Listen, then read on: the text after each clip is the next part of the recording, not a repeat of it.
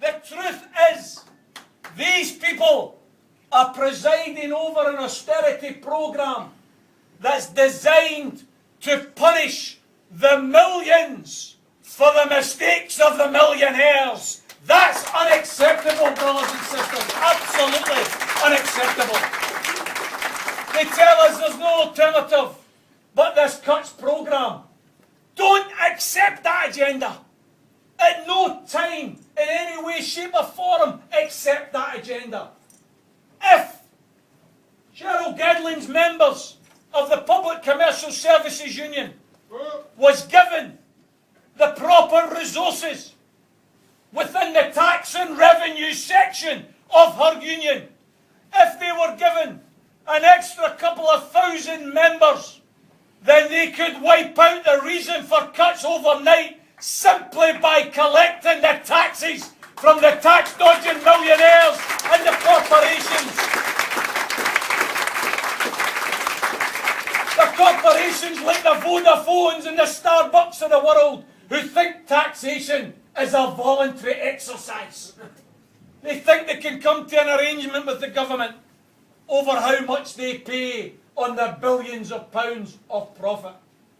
We have to say loud and clear, if you want to avoid cuts, there is a simple political alternative to cuts, and that is to collect the taxes that are owed already.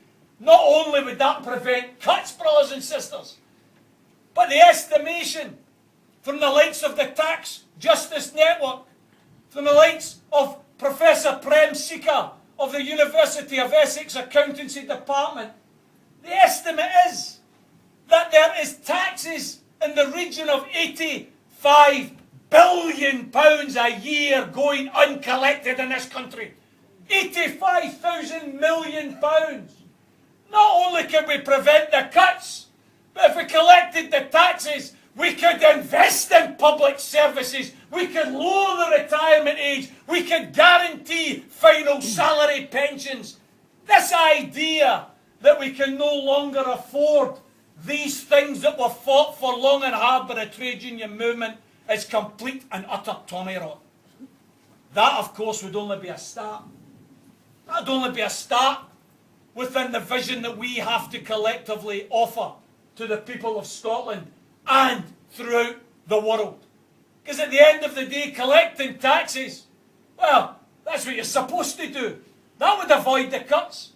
What if we then said, as well as collecting the taxes, we were going to organise our economy on a sane, logical basis, rather than the madness of the rigged free market, the madness of having pensioners shivering and freezing every single winter because they can't afford to pay the fuel prices when we've got big companies, 6 energy companies, who are making billions of pounds of profit every single year. Brothers and sisters, let's stop that madness. Let's argue within the movement that when you have something as essential as electricity, something as essential as gas, something as essential as transport, something as essential as water and sewerage, for goodness sakes, let's argue. That should not be left in the hands of the profiteers. That should be in public hands under democratic control and democratic ownership. That's the programme. That's the type of programme that could infuse the millions across Britain, the millions who are disillusioned, who are completely turned off with politics as a whole because they think they're all the same anyway. The problem with that conclusion is partly it's right. That's the problem when you come across that argument and you hear people say, oh, they're all the same. The difficulty is it's 99% right. We have to try politically to develop that alternative, comrades. That alternative that here in Scotland at least begins to turn the tide politically. I think we have an opportunity in this next couple of years, within Solidarity, to be the left field of the independence referendum campaign.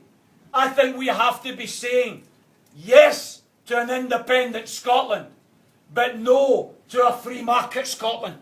Yes to a Scotland that says that our energy should be under public control. Yes to a Scotland that says we don't just change the flag that furrows above our city chambers across Scotland from the Union Jack to the St Andrews flag. What we change in an independent Scotland is the size of the pension, is the level of the minimum wage, is the working week. That we actually change Scotland in the way we would like to have a country to be proud of. A country that puts people before profit. A country that says it is insane to have pensioners shivering and freezing when we're so energy rich. Absolutely unacceptable to have 1 in 4 of our young people unemployed when there is so much jobs to be done. A country that says it's ridiculous that instead of going forwards, we're going backwards when it comes to the retirement age. I'm old enough at 48 years of age to remember coming in to the labour and trade union movement as a young socialist pup in the early 1980s. And I remember being attracted to the argument that one way to absorb unemployment is to reduce the retirement age. Instead of having people working so long, why don't we have an earlier retirement option that allows people to actually enjoy their retirement instead of being so tired and so knackered and sometimes so ill by the time they retire that they don't get the chance to enjoy their retirement. And I remember thinking, hey, that makes sense. Why don't we have people working less in terms of age in order to open up the jobs market for those young people that need the jobs? And now what do we have? We have a unanimity among the political elite who say, oh, no, never mind that, lowering the retirement age, let's increase the retirement age. It is a bankruptcy, complete and utter bankruptcy of hope and vision. They are absolutely bereft of any vision that is about improving the lot of ordinary working class people. They're so obsessed with protecting their own privileges and their own wealth. They're so obsessed with promoting a single agenda, a cuts agenda, to make working class people pay for problems that were created by their class. Brothers and sisters, I would appeal to each and every one of you within your trade unions, within your communities, not to accept the cuts agenda, to resist with all your might. Resist in your trade union branch, resist in your community group. Try and draw people together any way you can.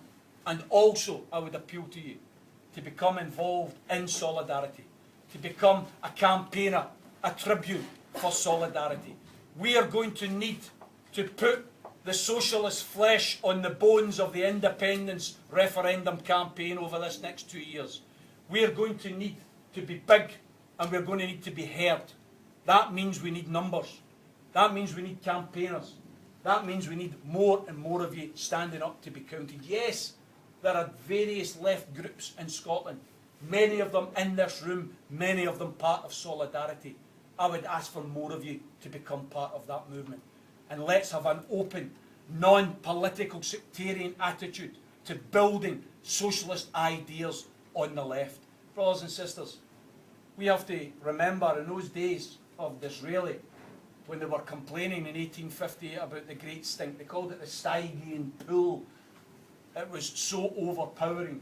It was indescribable. It was disgusting. And what rescued them was the public municipalisation that led to the sanitation system.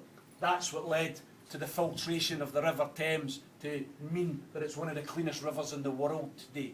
In other words, public ownership, public unity, democratic control is what rescued them away back in 1858 from that horrible stench. Well, here now in 2012, the horrible stench of hypocrisy, of dishonesty, of deceit that they need to be rescued from. It's going to be public ownership again. Public ownership of the energy, public ownership of the transport, public ownership, proper